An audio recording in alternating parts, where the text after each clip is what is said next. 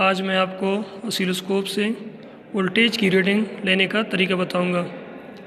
ये ऑसिलोस्कोप मेरे साथ ऑन है और मैंने इसको 6 वोल्ट स्टेप डाउन ट्रांसफार्मर से इनपुट दिया है।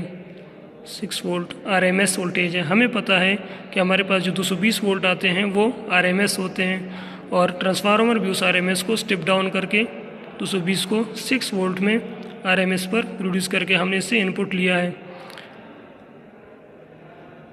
व्यूअर्स, ऑसिलोस्कोप हमें आरएमएस वैल्यूज़ नहीं देता बल्कि पीक टू पीक वैल्यू या पीक वैल्यू हमें देता है, तो हम उसको कन्वर्ट करेंगे पीक से आरएमएस वोल्टेज में। जैसा कि आपको नज़र आ रहा है, ये हमारे पास साइनोसाइडल वेव बनी है। हम सबसे पहले इसका पीक वोल्टेज मालूम करते हैं। हमें पता है कि 0 पोजीशन से टॉप पोजीशन पीक वैल्यू होती है और एक पीक से पॉजिटिव पीक से नेगेटिव पीक तक पीक टू पीक वैल्यू होती है। लेकिन हमारे फार्मूले में जैसे हमें पता है सिर्फ पीक वैल्यू की ज़रूरत है, तो हम पीक वैल्यू लेंगे। हम देखते हैं कि पीक वैल्यू इसकी क्या है। तो सबसे पहले हम इसके डिविजन्स देखेंगे कि इसने कितने डिवीज़न में अपना पीक वैल्यू पूरी की है अपनी। तो एक डिवीज़न और दूसरे से थोड़ा सा कम, मतलब 2, 4, 6 सब डिवीज़न मतलब 8 में पूरा हुआ है। तो तीसरे सब डिवीज़न पे पूरा हुआ है, तो 1.8 में इसने एक अपना पीक पूरा किया। अब इस 1.8 को हम वोल्ट पर डिवीज़न से मल्टीप्लाई करेंगे। जैसे कि हमने चैनल 2 यूज़ किया है, तो हम चैनल 2 के वोल्ट्स पर डिवीज़न देखेंगे।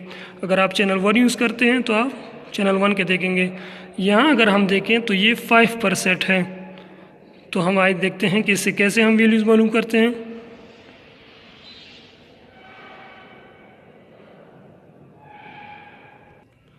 अच्छा व्यूअर्स, जैसे कि हमने मालूम किया कि हमारे पास डिवीज़न 1.8 आए और वोल्ट पर डिवीज़न 5 वोल्ट पर डिवीज़न थे।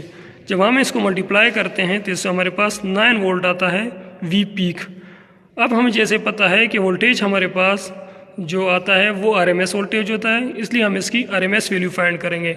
जो ट्रांसफार्मर का आउटपुट था वो 6 वोल्ट आरएमएस था, तो हमें पता है कि वी आरएमएस बराबर है 0.707 ऑफ वी पीक। तो 0.707 multiply by 9 volt V peak, तो हमारे पास 6.3 वोल्ट आरएमएस वैल्यू आ जाती है। Thank you. Subscribe our channel and hit like.